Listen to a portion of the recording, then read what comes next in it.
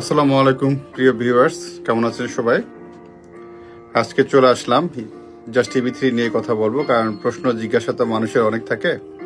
তো আজকে জিজ্ঞাসা হচ্ছে যে অনেকেই কল করে জানতে চেয়েছেন যে ইবি3 প্রিমিয়াম হচ্ছে 1 মাসের মধ্যে হয়ে যাবে কিনা। লাভ লাভ লাভ, আসলে এটা সত্য না।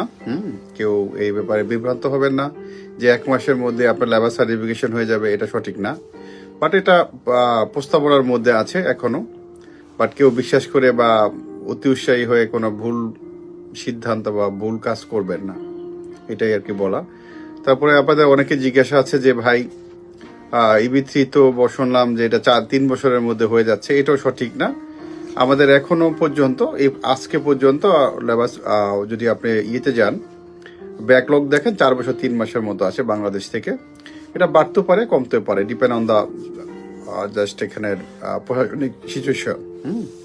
সো দ্যাট অস্থির হওয়ার কিছু নেই, ভয় পাওয়ার কিছু নেই। তবে সঠিক জায়গায় সঠিক বিনিয়োগ করার চেষ্টা করবেন।